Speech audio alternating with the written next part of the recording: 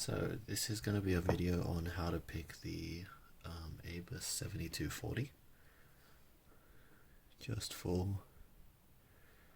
reference, this is the keyway. It's the rather difficult Euro-style keyway. See if I can get the camera to focus on it. It's a Euro-style keyway with no holes in the wording.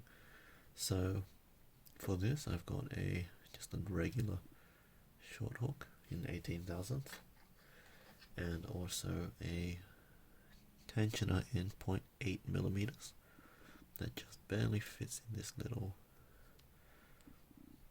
top bit of the wording here. It's a bit blurry, but it fits nicely in there and gives me pretty decent control. It's in 0.8 millimeters, so very thin. So the bitting this time is not too bad. We've got a low on 1 and the rest is pretty straight.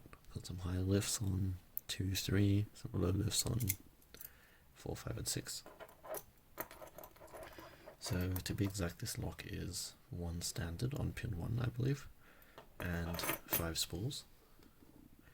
So as we expect, we're going to begin by putting some tension, and we're going to try and get a false set.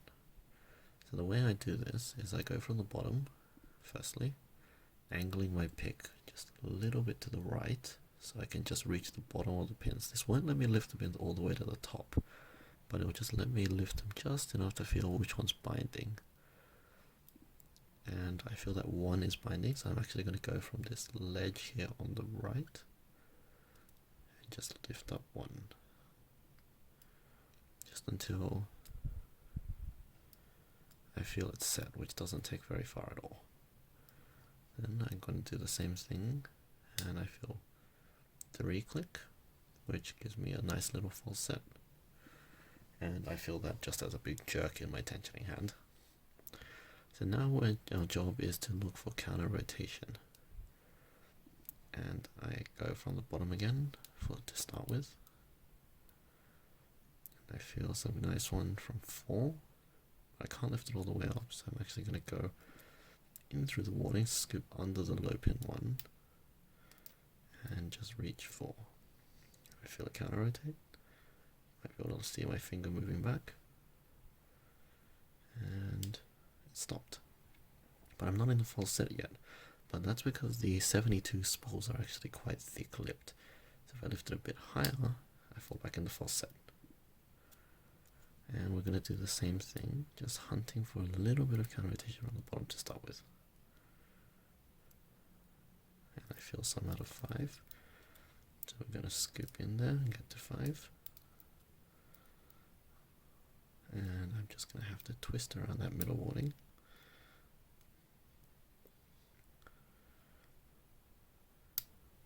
I'll get a bit of a deeper full set.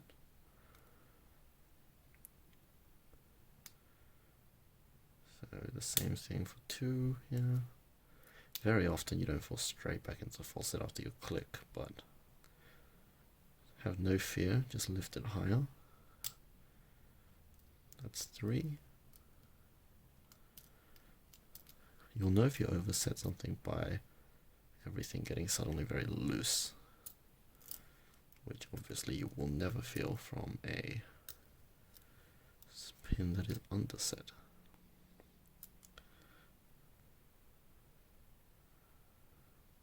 Alright, some little binding from this last pin here at the back. It's a bit difficult to reach.